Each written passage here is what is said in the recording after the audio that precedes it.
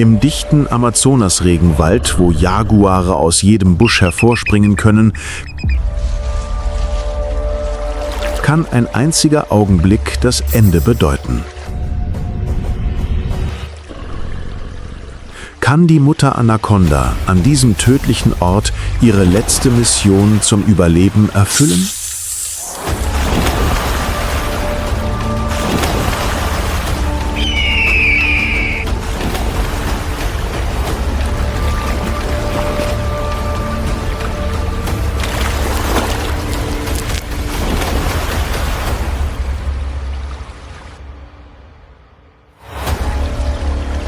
Blatt Amazonas. Die Überlebensreise der Mutter Anaconda.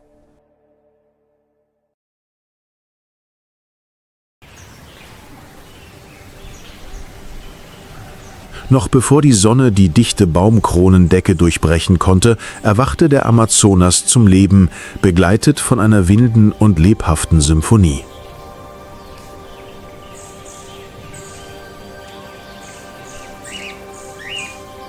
Die Rufe der Aras hallten durch die Luft.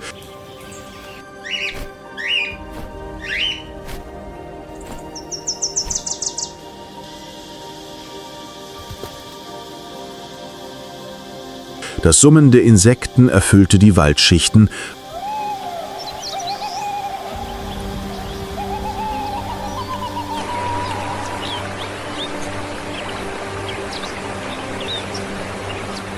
Und das Rauschen des Wassers aus den Nebenflüssen, die in den Hauptfluss mündeten, trug zur Kakophonie bei.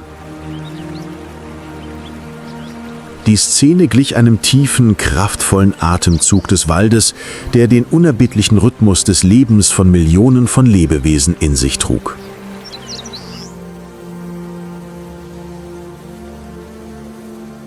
Von oben betrachtet gleicht der Amazonas-Regenwald einem endlosen grünen Teppich, der den gesamten südamerikanischen Kontinent wie ein riesiges schlafendes Wesen bedeckt. Aber unter dieser Blätterdecke ist eine andere Welt in Bewegung. Dies ist der Zufluchtsort der bizarrsten Kreaturen des Planeten. Stille Raubtiere und zerbrechliche Wesen, die nur für einen Moment existieren.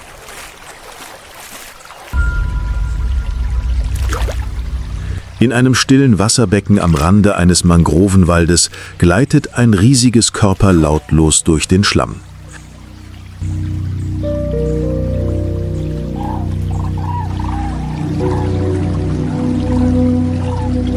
Es ist eine weibliche Anaconda, über 5 Meter lang und fast 100 Kilogramm schwer, die stille Königin dieses Landes. Sie ist schwanger und sie ist hungrig. Diese Reise wird ihre letzte Jagd sein, bevor sie ihre Jungen in der gefährlichen Wildnis zur Welt bringt.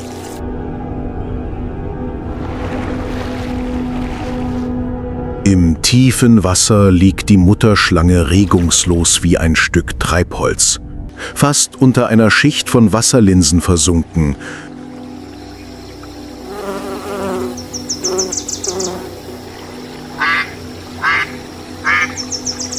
Nur ihre kalten Augen beobachten.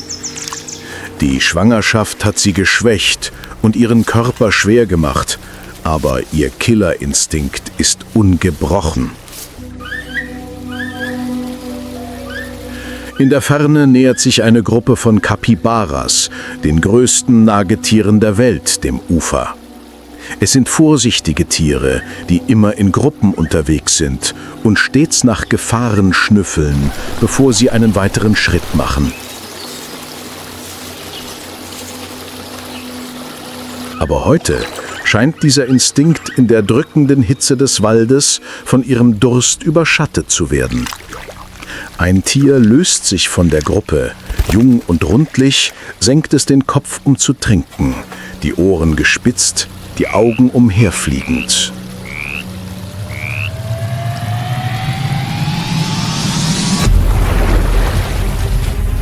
Aber es sieht nichts, es hört nichts.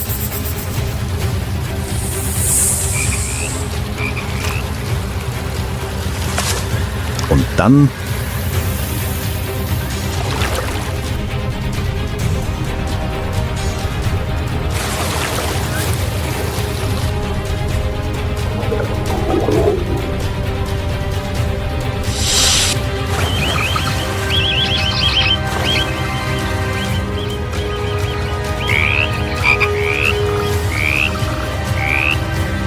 Mutterschlange gewinnt.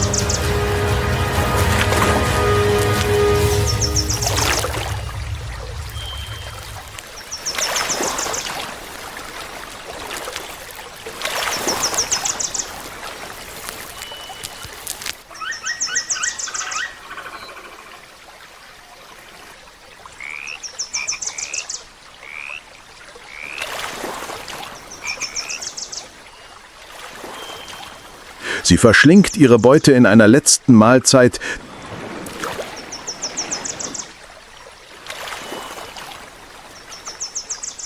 die ausreicht, um sie wochenlang zu ernähren. Aber dieser Sieg hat seinen Preis. Die Mutterschlange wird sich nicht mehr viel bewegen, sondern einen Ort suchen, an dem sie sich verstecken und gebären kann. Im Amazonasgebiet ist der Sieg niemals von Dauer. Er ist nur ein kleiner Moment im endlosen Kreislauf von Leben und Tod. Nach ihrer letzten Jagd findet die Mutterschlange einen schlammigen Platz unter den Wurzeln eines Baumes, um ihre Jungen zur Welt zu bringen. Ungeschützt und nur von ihrem Instinkt geleitet.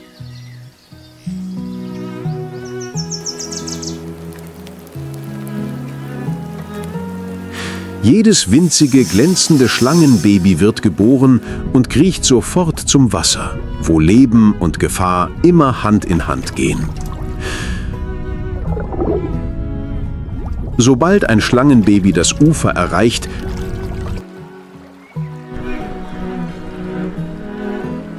wird es von einer Margay-Katze angegriffen, die es tödlich beißt und seinen Körper auf einen Baum zerrt.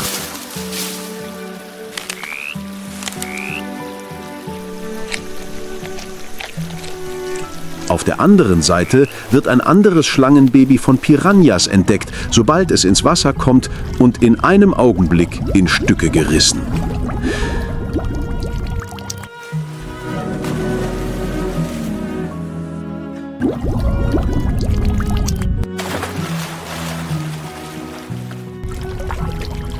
Die Natur hat keine Geduld mit den Jungen und Schwachen.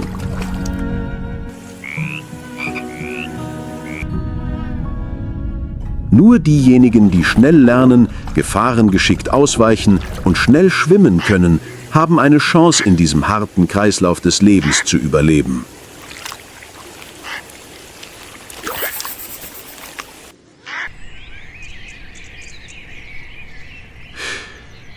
Weit entfernt vom schlammigen Sumpf, in dem die Mutterschlange einst ruhte, öffnet sich der Amazonas-Regenwald zu einem höheren, ruhigeren Ökosystem, in dem das Licht wie ein sanfter Tanz durch die Blätter fällt.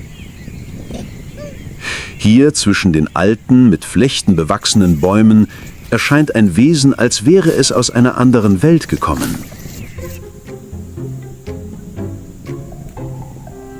Das Dreifinger-Faultier.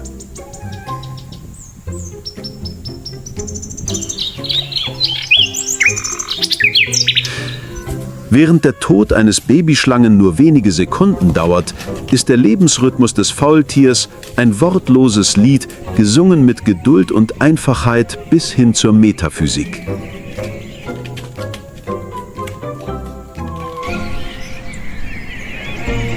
Es hängt kopfüber an einem Ast, regungslos bis zur Versteinerung. Nur das Moos, das auf seinem Rücken wächst, deutet darauf hin, dass die Zeit vergeht.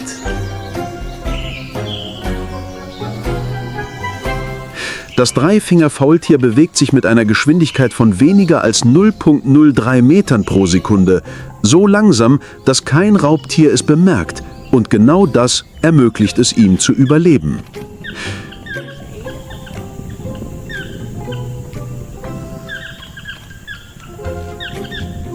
Seine Augen sind halb geöffnet, sein Kopf dreht sich um fast 270 Grad, um seine Umgebung zu beobachten, aber sein Gesichtsausdruck verändert sich nie. Es ist einfach präsent.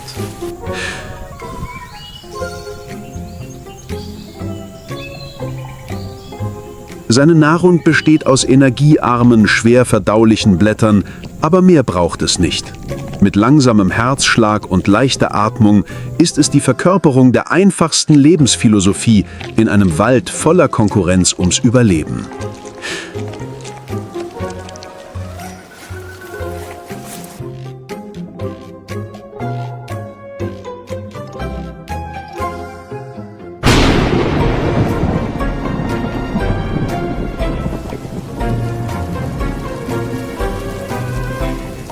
Wenn es regnet, versteckt sich das Faultier. Wenn es donnert, hat es keine Angst.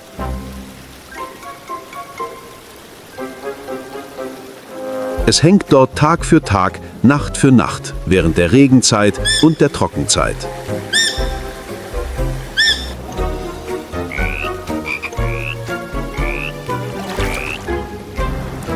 In einer Welt, in der Überleben gleichzusetzen ist mit Geschwindigkeit und Kraft, wählt das Dreifinger-Faultier die Stille als seine einzige Waffe.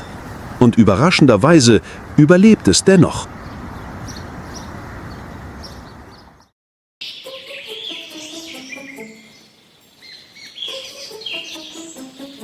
Wenn die ersten Sonnenstrahlen durch das Blätterdach fallen, erwacht der Amazonas-Regenwald nicht nur mit Geräuschen, sondern auch mit Farben.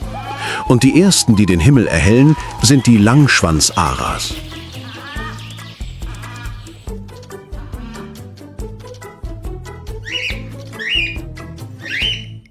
Mit ihrer großen Flügelspannweite und ihrem Gefieder, das so leuchten wie ein lebender Regenbogen ist, blau, rot und goldfarben, fliegen sie paarweise, niemals allein, da Aras sich ein Leben lang paaren. Ihre durchdringenden Schreie hallen durch den Wald und wecken das gesamte Ökosystem. Hinter ihrem auffälligen Aussehen verbirgt sich jedoch eine bemerkenswerte Intelligenz. Aras können sich Wege merken.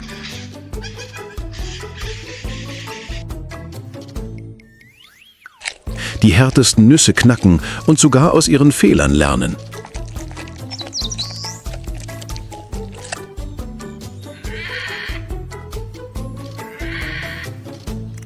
Auf einem unteren Ast pflückt ein Tukan mit seinem riesigen bunten Schnabel vorsichtig reife Früchte.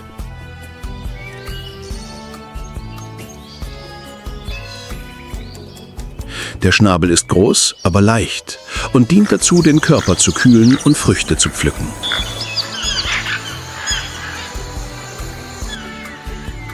Jede Bewegung des Tukans gleicht einem zarten Pinselstrich, der ein Bild des Waldes malt.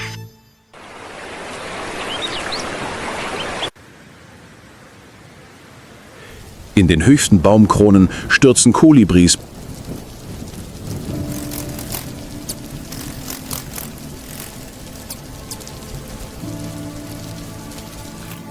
blitzschnell herab, um Nektar aus einer kleinen Blume zu saugen. Mit ihren messerscharfen Flügeln sind sie die Lebewesen mit dem schnellsten Herzschlag der Welt.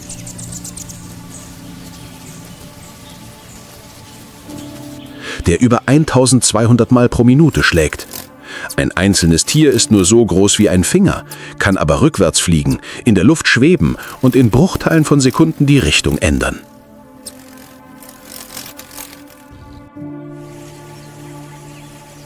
Und weit entfernt, auf den Kadavern großer Tiere, die an die Küste gespült wurden, erscheint der Königsgeier.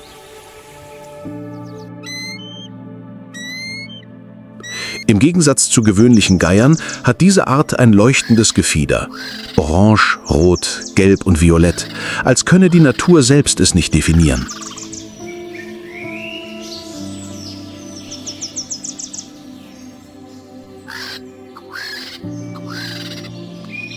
Als Aasfresser des Waldes verdauen sie verwesendes Fleisch, ohne krank zu werden.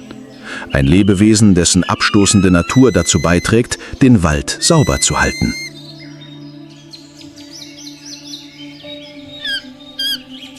Jeder Vogel ist eine Melodie, eine Farbe.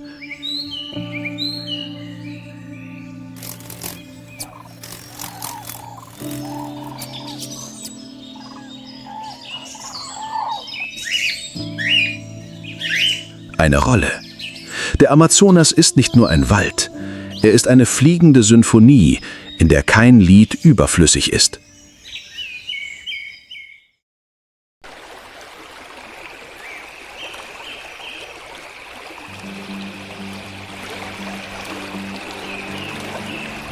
Unter dem schlammigen Wasser eines Amazonas-Nebenflusses, wo Treibholzstücke leblos erscheinen, patrouilliert die Riesenotter, das größte fleischfressende Säugetier Südamerikas.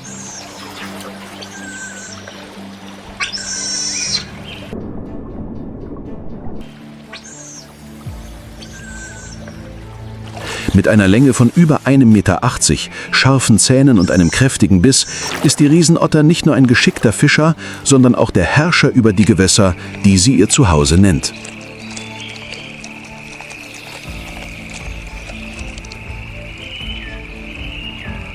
Sie leben in Gruppen und agieren wie eine straff organisierte Militäreinheit, die sich nahtlos koordiniert und extrem territoriales Verhalten an den Tag legt. Der charakteristische Ruf der Otter ist kein angenehmer Klang, sondern eine Warnung. Ein etwa 2 Meter langer gemeiner Kaiman schleicht sich leise in die vertrauten Gewässer der Otter. Aber er hat einen Fehler gemacht. Eine Otter entdeckt ihn sofort. Sie greift nicht sofort an, sondern ruft ihre Artgenossen herbei.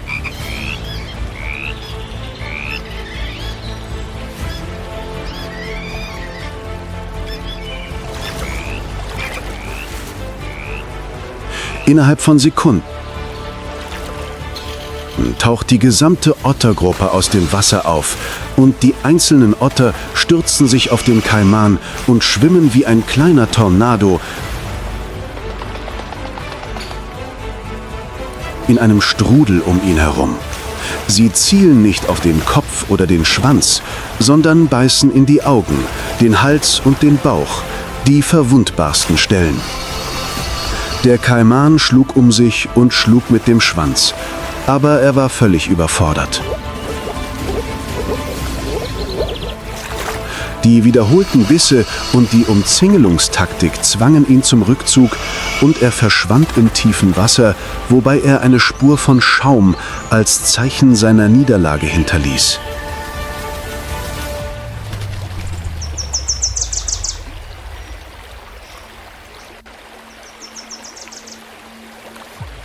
Die Otter haben wie immer gewonnen.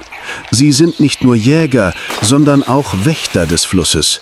Nicht durch Aggression, sondern durch eine Verbundenheit, die viele andere Raubtiere in diesem uralten Wald niemals haben werden.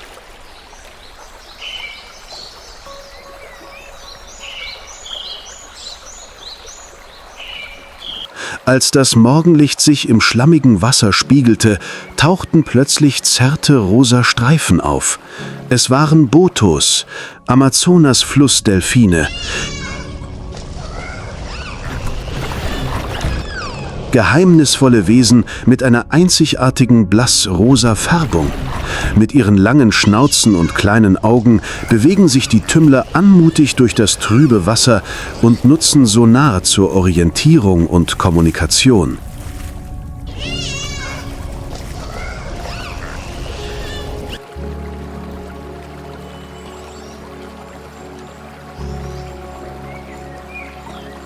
Sie sind nie allein, sondern bewegen sich oft in kleinen Gruppen und jagen mit stiller Geduld Fische, Garnelen und Schildkröten. In der Kultur der Ureinwohner sind rosa Delfine die Seele des Flusses, die sich nachts in Menschen verwandeln können und sowohl verehrt als auch geheimnisvoll sind.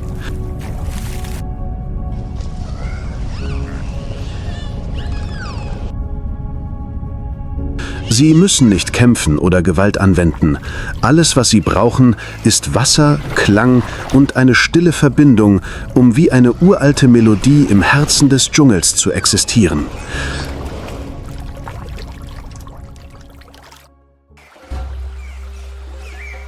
Seit Tausenden von Jahren, bevor es Karten und Grenzen gab, leben indigene Stämme wie die Yanomami, Kayapo und Ticuna im Amazonas-Regenwald nicht um ihn auszubeuten, sondern um mit ihm zu koexistieren.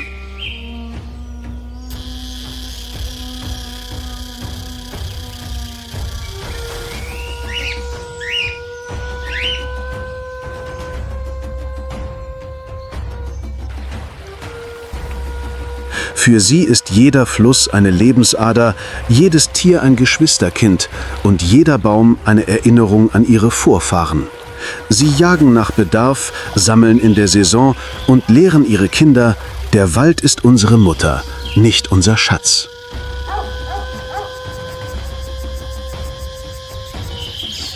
Die Kayapo sind nicht nur Waldkrieger, sie sind Wächter, die sich gegen Ausbeutung, Abholzung und Verschmutzung wehren.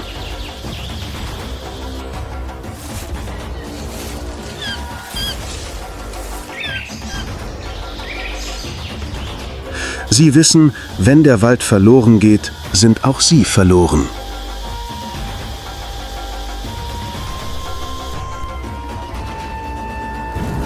Heute sind sie die stillen Wächter des Amazonas.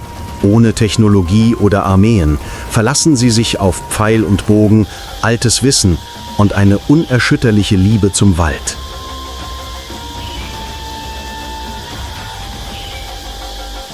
Denn wenn der Wald noch atmet, dann dank derer, die ihm nie den Rücken gekehrt haben.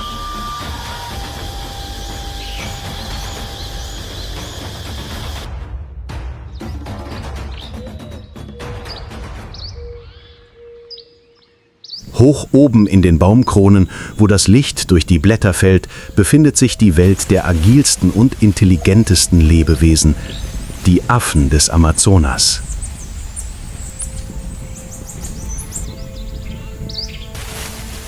Sich an Lianen schwingend gleiten Klammeraffen wie Zirkusartisten durch die Lüfte. Ihre langen, kräftigen Schwänze, die sie wie eine dritte Hand einsetzen können, ermöglichen es ihnen, sich anmutig durch die höchsten Äste zu bewegen. Sie leben in eng verbundenen Gruppen und sind ständig in Bewegung, um Raubtieren am Boden und in der Luft auszuweichen.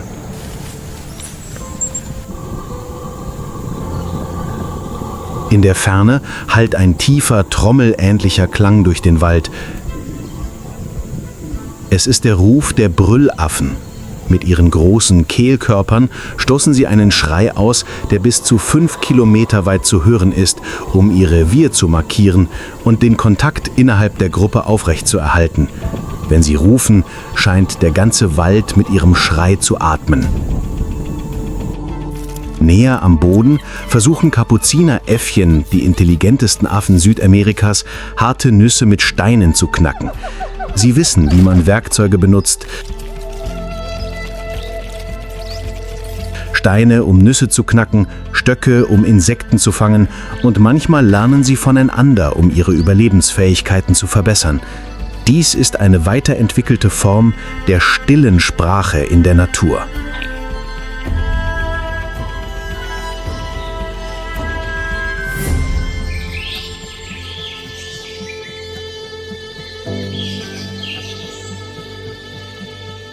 In den unteren Ästen springen Totenkopfäffchen unaufhörlich herum. Klein, schnell und in großen Gruppen lebend.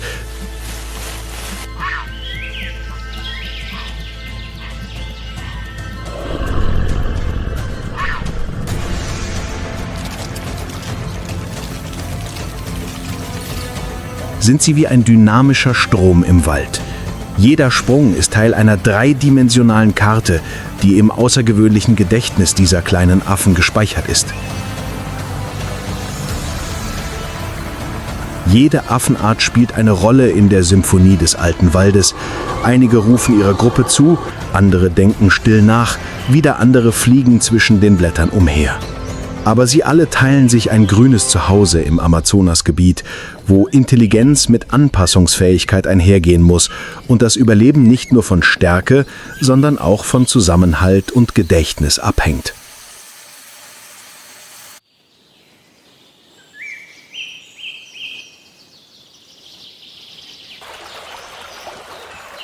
Wenn die Sonne hoch am Himmel steht und den Nebel über den fleichten Flüssen verdunstet, suchen die meisten Raubtiere Schatten, um sich auszuruhen. Aber für ein Lebewesen ist Tageslicht keine Einschränkung, sondern eine Chance. Inmitten der Sonnenstrahlen, die durch das Blätterdach des Waldes fallen, ist der Jaguar, Südamerikas mächtigstes Raubtier, unterwegs. Das Gras raschelt leise unter seinen sanften Schritten. Sein goldenes Fell mit Flecken ist nicht nur ein Erkennungsmerkmal, sondern auch eine perfekte Tarnung, die es ihm ermöglicht, zwischen Licht und Schatten des Waldes zu verschwinden. Im Gegensatz zu seinem afrikanischen Verwandten, dem Leoparden, hat der Jaguar den stärksten Biss aller Großkatzen. Stark genug, um die Schale einer Schildkröte oder den dicken Schädel eines Kaimans zu durchbohren. Und heute muss er das beweisen.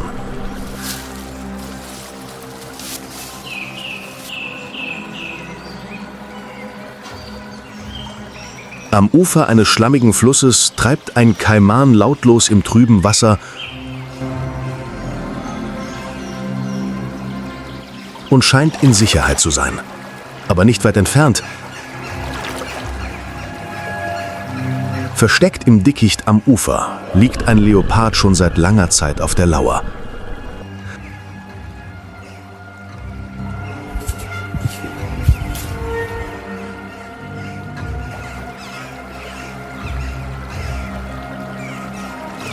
Lautlos bewegt er sich dicht über dem Boden und hat seine Beute fest im Blick. Als der Kaiman näher ans Ufer schwimmt, nutzt der Leopard seine Chance.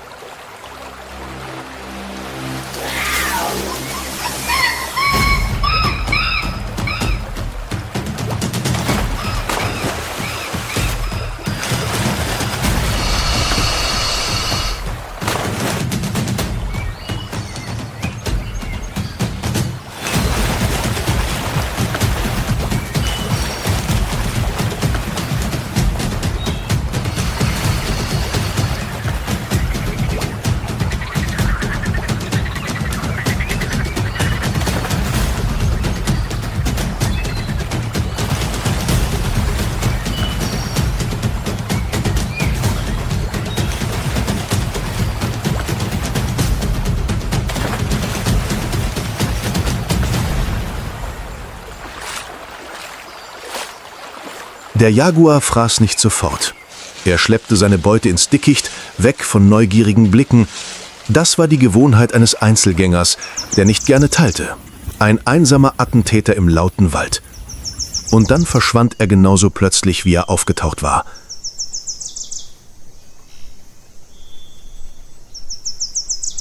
Zurück bleiben nur die großen Fußabdrücke im Schlamm, der einzige Beweis dafür, dass der wahre König des Amazonas-Regenwaldes gerade vorbeigekommen ist.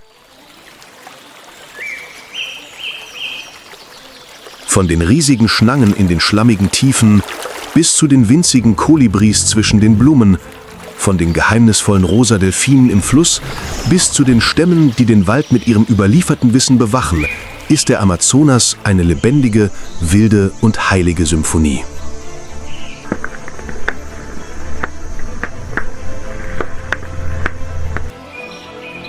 Hier wird Leben ständig geboren, kollidiert und verschwindet. Jede Art ist ein Glingen der Kette. Jeder Tut ist ein Raum für neues Leben. Nichts ist überflüssig. Kein Lebewesen existiert nur als Kulisse. Aber der Amazonas, das grüne Herz des Planeten, ringt um Luft. Der Wald verschwindet Quadratmeter für Quadratmeter. Die Flüsse werden durch Ausbeutung trüb und die Rufe der Wildtiere werden immer leiser.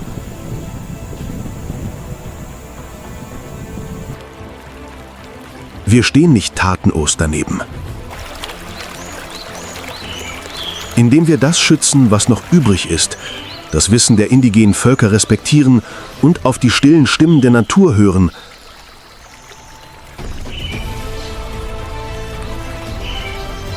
können wir den Atem des Waldes für kommende Generationen am Leben erhalten.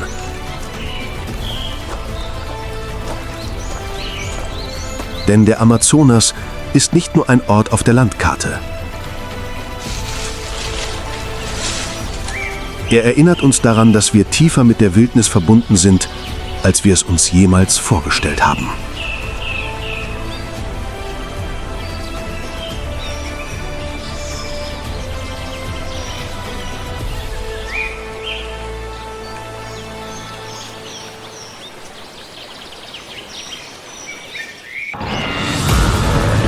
Auf einem Stück Land, das nie Frieden gekannt hat, wo die Sonne wie eine unstillbare Flamme über den Graslandschaften, den dichten Wäldern und flachen Sümpfen scheint, erscheint Afrika nicht als Land des Lebens, sondern als ein Ort, an dem das Überleben mit Blut, Staub und der Stille namenloser Todesfälle geschrieben steht.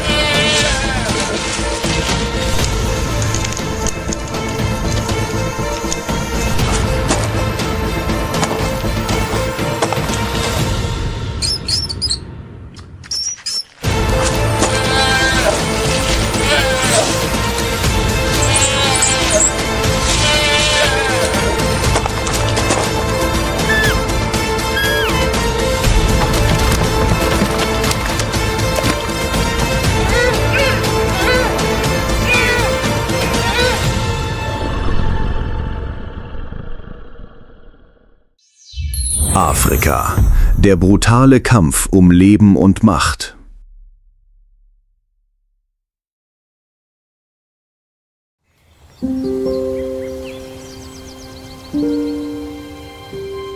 Das Abendlicht senkt sich langsam über den Rand des dichten Waldes in Zentralafrika und taucht die flachen Sümpfe in einen goldenen Schein, wo sich oft Herden von Antilopen versammelten.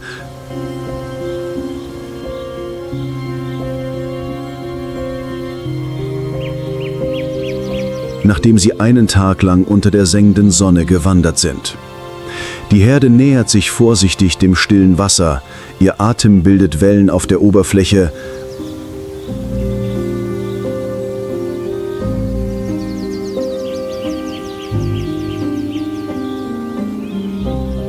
Ein Moment scheinbarer Ruhe.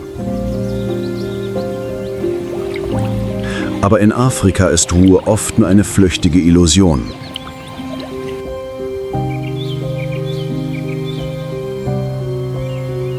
Am Waldrand, halb versunken in einer Schicht von verrotteten Blättern und trockenen Ästen, liegt eine dicke Gestalt regungslos da, als wäre sie Teil des Bodens. Es ist eine afrikanische Felsenpython, ein fast 5 Meter langes Weibchen, dessen braune Streifen sich in die Farbe des trockenen Waldes einfügen.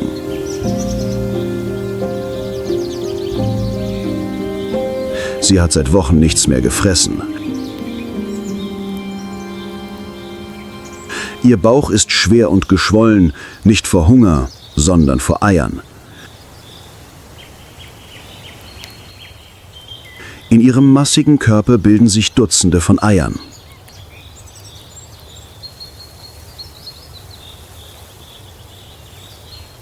Felsenpythonen jagen nicht viel, wenn sie trächtig sind. Sie brauchen nur eine letzte Mahlzeit, die groß genug ist, um sie durch die Tage des Versteckens und Bewachens der Eier zu bringen, ohne die Höhle zu verlassen, ohne zu fressen, ohne sich zu bewegen.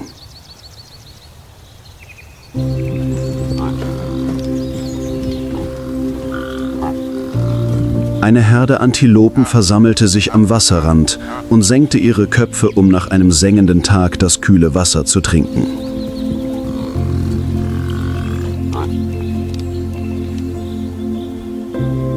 Das Wasser war still und reflektierte das schwache Nachmittagslicht wie einen staubigen Spiegel.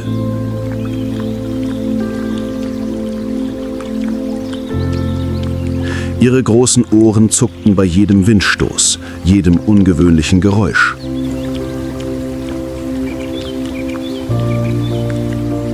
Aber in diesem Moment schien alles friedlich.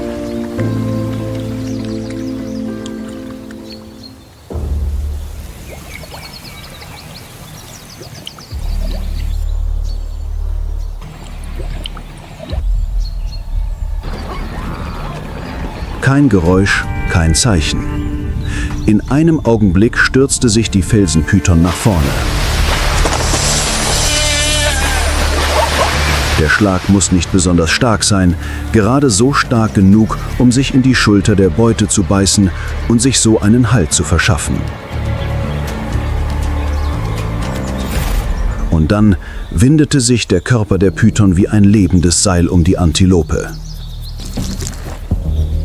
Die Windungen wurden nacheinander fester, stetig und gnadenlos.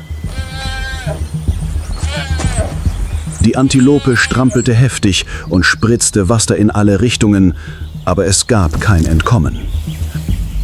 Weniger als eine Stunde später war der Körper der großen Antilope verschwunden und tief in den Magen der Felsenpython gerutscht, wo Säuren ihn langsam zersetzten und die Energie freisetzen würden, die für den nächsten Schritt in ihrem Lebenszyklus benötigt wurde.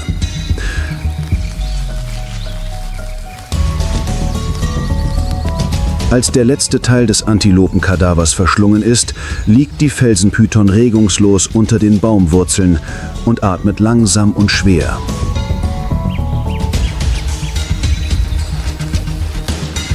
Ihr Körper ist geschwollen, nicht nur von der üppigen Mahlzeit, sondern auch vom wachsenden Gewicht in ihrem Bauch. Dutzende Eier haben ihre Reife erreicht.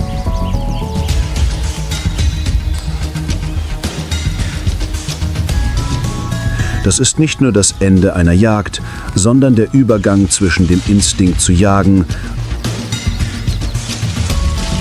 und dem Instinkt, Mutter zu sein. Felsenpythons wählen ihre Nistplätze immer genau aus. Eine tiefe Felsmulde auf dem Waldboden am Fuße eines morschen Baumstamms, wo der Boden weich, aber trocken ist, die Temperatur stabil und es absolut ruhig ist.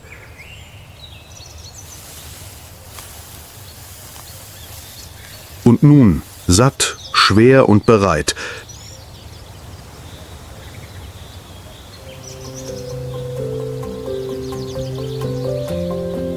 kehrt sie in die dichte Dunkelheit zurück. Kein Mondlicht dringt durch die Schichten alter Waldblätter. Die Felsenpython kriecht langsam, jeder Zug ein gleichmäßiger Rhythmus entlang ihres Körpers.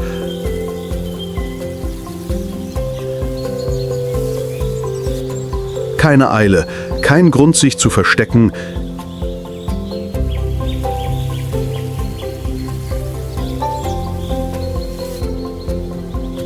In diesem Moment ist sie kein Raubtier mehr, sondern eine Fortpflanzungsmaschine, geleitet von Erinnerung und Urinstinkt.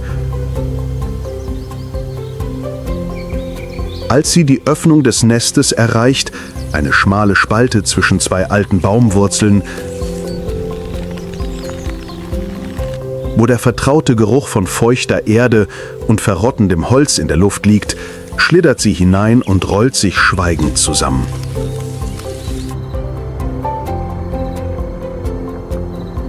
Alle Bewegungen draußen werden allmählich von Dunkelheit und Tiefe ausgelöscht. Hier wird sie ihre Eier legen und nicht weggehen,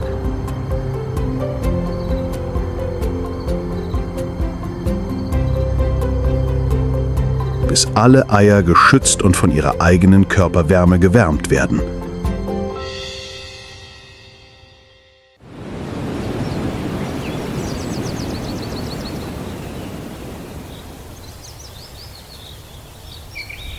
Die afrikanische Felsenpython, Python sebei, ist die größte Schlange auf dem afrikanischen Kontinent.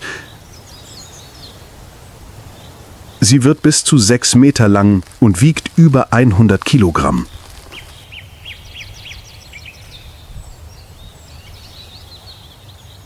Ohne Gift und ohne jagen zu müssen, töten sie ihre Beute mit der schieren Kraft ihrer Muskeln. Sie würgen sie, bis ihr Herzschlag und ihre Atmung aufhören.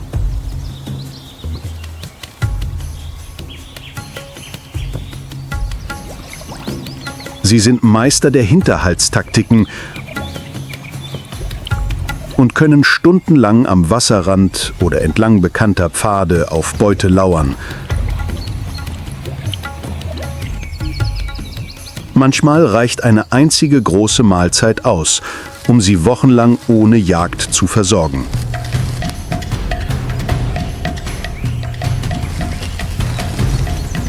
Nach jeder Mahlzeit ziehen sich Felsenpythons an einen abgelegenen Ort zurück, um in völliger Stille zu verdauen.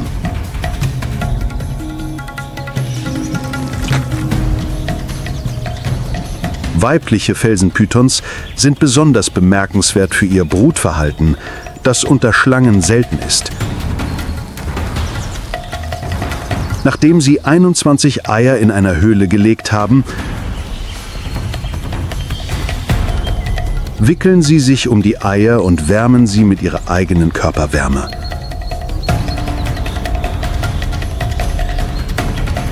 Sie bleiben mehrere Wochen lang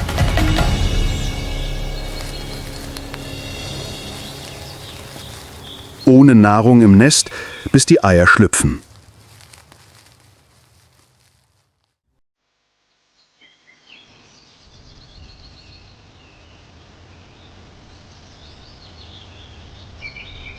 Hinter den dichten Vegetationsschichten und dem Boden, der nach dem stillen Kampf zur Ruhe gekommen war, verließ die Herde der Antilopen, diejenigen, die überlebt hatten, das Ufer. Sie rannten nicht in Panik davon. Sie schrien nicht vor Trauer. Sie zogen einfach schweigend weiter.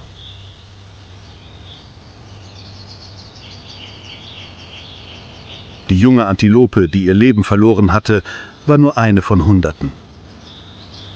Und egal wie unerwartet oder still der Tod auch war,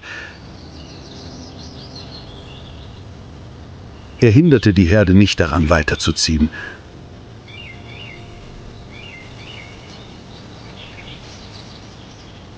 Für Außenstehende mag es so aussehen, als sei alles friedlich.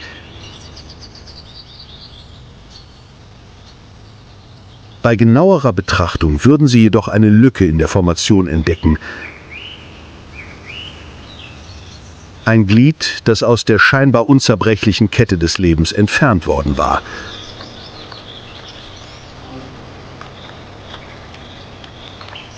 Einige der älteren Tiere schauten sich ständig um.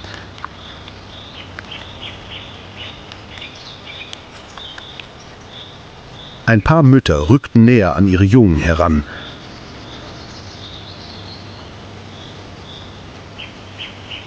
Diese Veränderungen sind klein, sehr klein, aber sie reichen aus, um zu verstehen,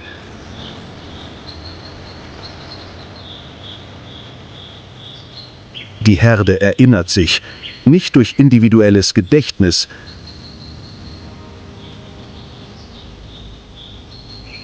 sondern durch kollektives Instinkt. Der Staub hat sich noch nicht gelegt und am Ufer sind noch immer ungeordnete Fußspuren zu sehen.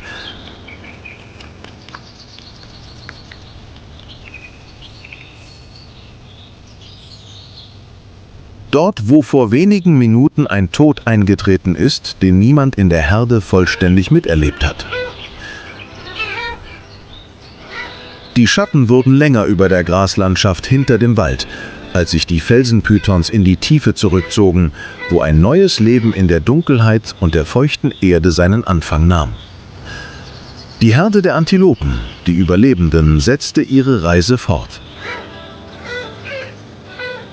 Sie hatten kein festes Revier, keinen Unterschlupf.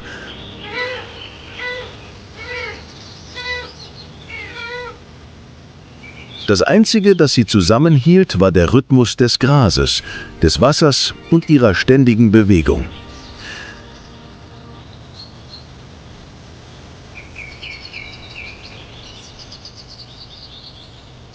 Diese Antilopenart, die zur Gruppe der afrikanischen Steppenantilopen gehört, hat schlanke Beine, große Ohren und einen extrem ausgeprägten Geruchs- und Gehörsinn.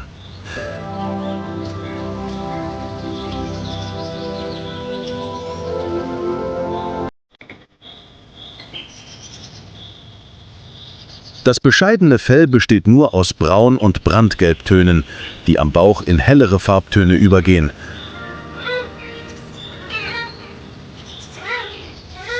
Die Farbe des Sonnenstaubs, trockenes Gras und sich in die Landschaft einfügen.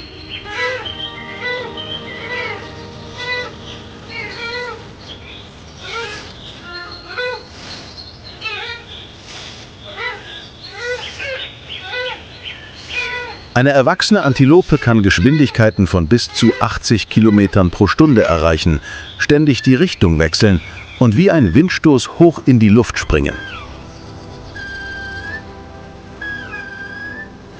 Aber Schnelligkeit ist nicht ihre einzige Verteidigung.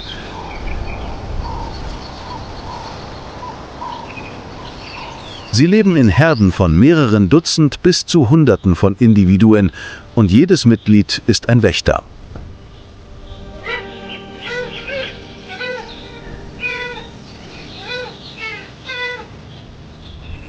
Wenn eines von ihnen Gefahr wahrnimmt, reicht eine plötzliche Bewegung oder ein leises Geräusch,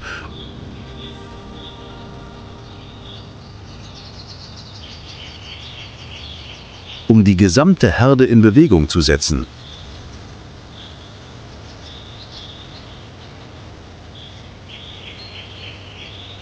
Sie können sich keine Fehler leisten.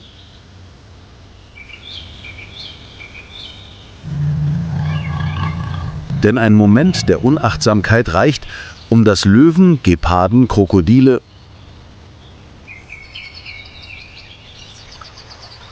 und sogar Felsenpythons zuschlagen können.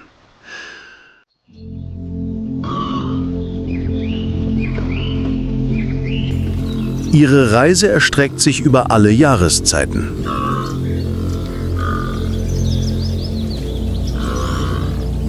Wenn das Wasser in den Tieflanden zurückgeht, wendet sich die Herde nach Norden.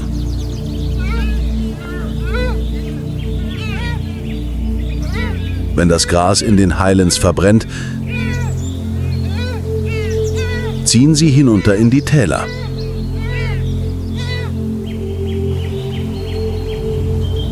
Sie erinnern sich nicht durch individuelles Gedächtnis an den Weg, sondern durch das Gedächtnis der Herde, das über Tausende von Generationen weitergegeben wurde. Jeden Morgen, jeden Abend ist jeder Schritt eine Entscheidung. Anhalten oder weitergehen. Fressen oder warten. Es gibt keine Karten, die ihnen den Weg weisen. Nur ihr Instinkt führt sie durch die unsichtbaren Fallen, die in jedem Grashalm, jeder Felsspalte und jeder Pfütze lauern.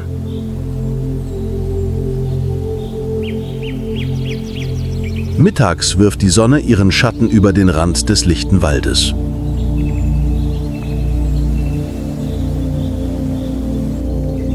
Das Licht ist nicht mehr grell, sondern breitet sich in sanften Strahlen aus, die durch die Blätter fallen und auf das noch feuchte Gras treffen.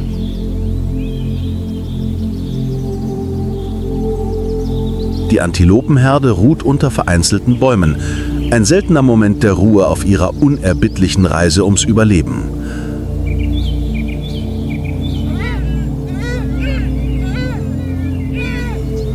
Sie versammeln sich, grasen, liegen dicht beieinander, lauschen aber nicht übermäßig wachsam.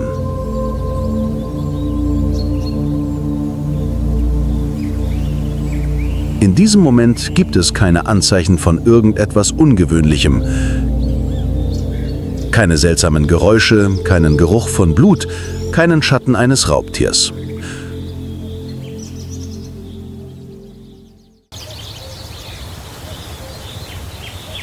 Doch versteckt zwischen den hohen Bäumen wartet jemand.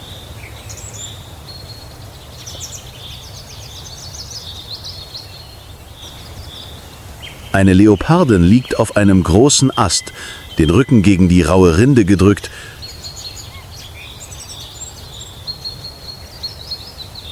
Die Augen weit aufgerissen und regungslos wie ein Stück Dunkelheit. Sie hat grau-goldenes Fell mit seinen charakteristischen Flecken, das perfekt mit der Rinde des tropischen Waldes verschmilzt.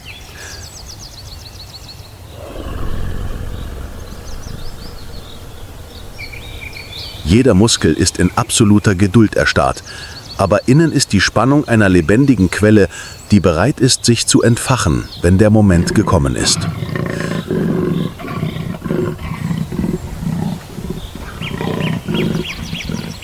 Am Fuße des Baumes, nur wenige Schritte von der Herde entfernt, neigt ein männlicher Antilope seinen Kopf zum Grasen und schiebt mit seinen Hörnern sanft die Äste beiseite, während er ruhig und gelassen atmet.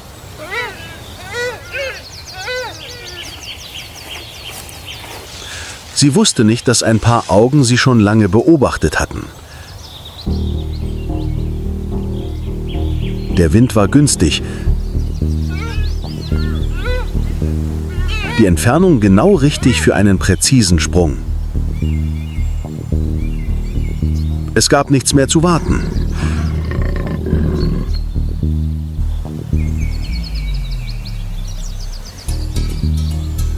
Der Leopard duckte sich, sein Rücken krümmte sich, sein Schwanz zuckte leicht.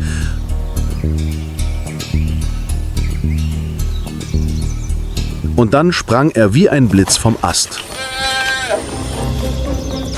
Die Gazelle bäumte sich auf, stolperte ein paar Schritte, aber konnte sich nicht aus dem Griff befreien. In wenigen Sekunden war der Kampf vorbei. Der Körper sackte heftig zu Boden, während der Leopard ihn noch festhielt und schwer atmete. Seine Augen zeigten keine Grausamkeit, nur Konzentration, Instinkt und ein Leben, das unter seinen Klauen ausgelöscht wurde. Die übrigen Antilopen rannten in Panik fort, aber sie schauten nicht zurück. Die Herde bewegte sich wie ein gebrochener Damm, formierte sich dann neu und streckte sich weiter vom Ort des Todes entfernt.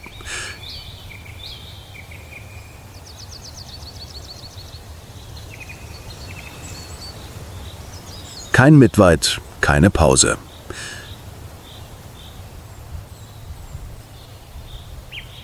Ihr Instinkt sagte ihnen, dass sie am Leben bleiben würden, wenn sie nicht zurückschauten.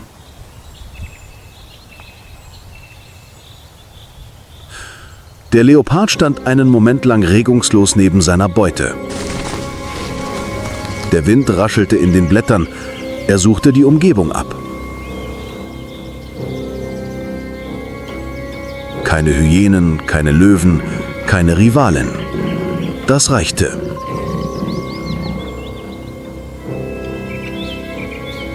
Er senkte den Kopf, biss der Antilope in den Hals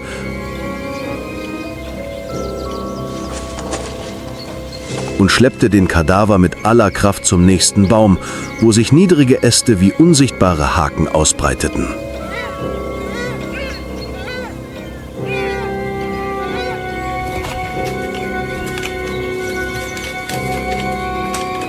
Hoch oben, zwischen den ineinander verschlungenen Blättern,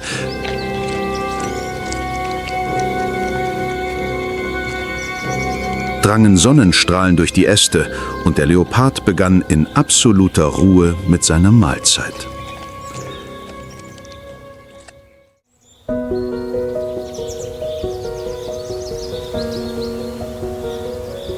Viele Stunden waren seit der Mahlzeit in den Bäumen vergangen.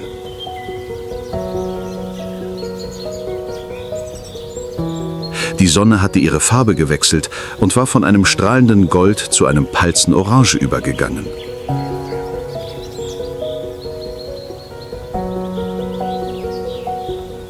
Am Waldrand war der Leopard nun allein und lief am Rande eines ausgetrockneten Flussbettes entlang, wo die Regenzeit gerade zurückgegangen war und vereinzelte Schlammpfützen zurückgelassen hatte.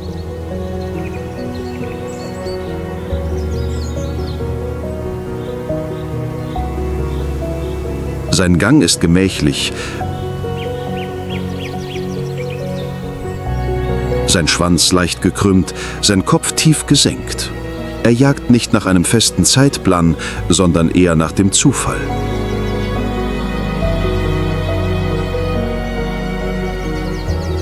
Und dieser Zufall ergibt sich als eine flache, schlammige Pfütze, die in der Nachmittagssonne dampfend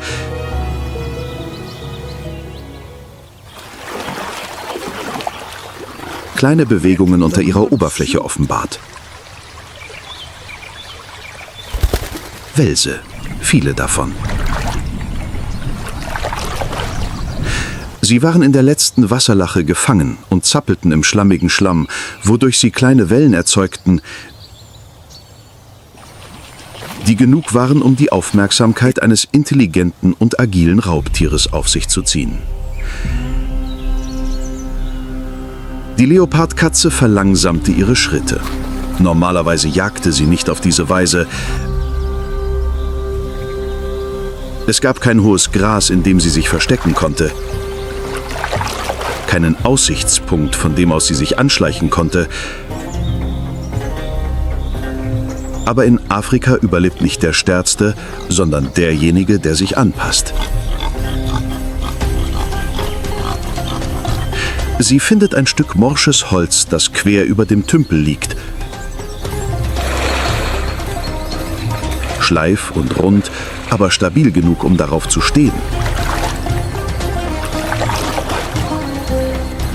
Sie legt ihre Vorderpfoten vorsichtig auf das Holz und balanciert sich mit ihrem Schwanz und ihren Hinterbeinen, die noch am Ufer stehen. Dann steigt sie ganz auf das Holz und bleibt in der Mitte stehen, den Blick auf das trübe Wasser, dessen Oberfläche langsam Schlammpfützen aufsteigen lässt. Jede kleine Bewegung der Fische unter dem trüben Wasser veranlasste den Leoparden, seinen Kopf zu senken und die Augen zusammenzukneifen. Seine Vorderpfoten waren bereit. Dann schlug er zu, vermisste jedoch. Schlamm spritzte ihm ins Gesicht.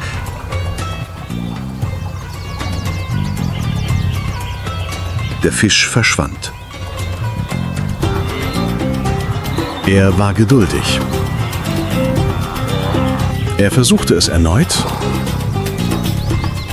und verfehlte wieder. Sein Gesicht begann schmutzig zu werden.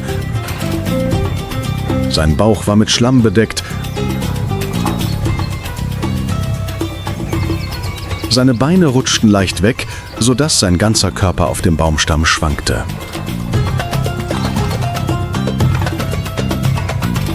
Er hielt inne, leckte sich das Wasser von den Lippen und starrte konzentriert nach unten, wie ein Kind, das zum ersten Mal lernt, Fische zu fangen. Er ging wieder am Rand der Pfütze entlang, als er plötzlich stehen blieb, die Ohren spitzte und die Augen zusammenkniff. Es gab ein seltsames Geräusch, eine leichte Bewegung im Wasser, aber es kam nicht vom Schlamm. Hinter dem Wald tauchte ein riesiger grauer Schatten im Licht auf.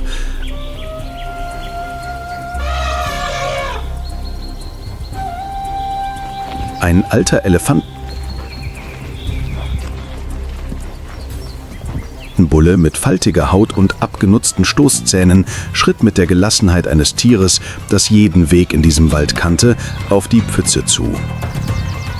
Der Leopard erstarrte und versteckte sich hinter einem niedrigen Busch. Er hatte keine Angst, er beobachtete nur.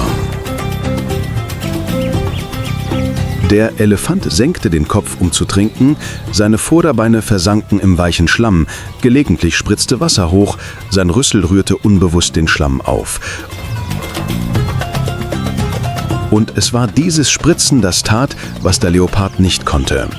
Es störte den dicken Schlamm am Rand der Pfütze und veranlasste ein Wesen darunter, sich zu regen und sich aufzurichten, sein Rücken schleimig, glänzend und sich winden. Ein großer Wels. Der Leopard bewegte sich nicht, er wartete. Der Elefant trank noch eine Weile und zog sich dann in den Wald zurück, Seine schweren Schritte hinterließen tiefe Abdrücke im nassen Boden. Als sein Schatten hinter den dichten Bäumen verschwand, schlich sich der Leopard vorwärts. Nur der Geruch von Schlammwasser und der Wels blieb dahinter, der sich als die größte Beute erweist.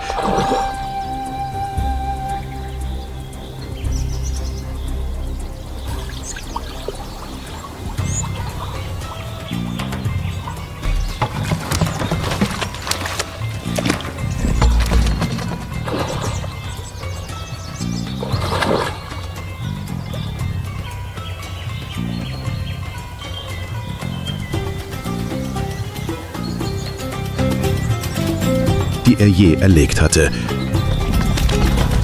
Der Wels strampelte in der Schnauze des Leoparden, sein Gesicht war mit Schlamm bedeckt, seine Augen blinzelten schnell.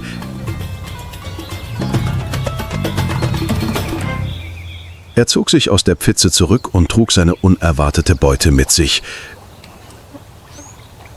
Etwas, das er nicht gefunden hätte, ohne das Eingreifen des größeren Tieres.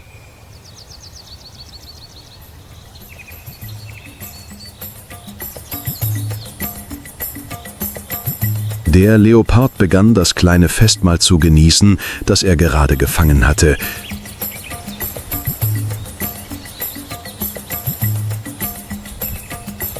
Die letzten Sonnenstrahlen verschwanden hinter den Bäumen am Himmel. Adler kreisten in ihrem letzten Flug, bevor sie einen Platz zum Übernachten fanden.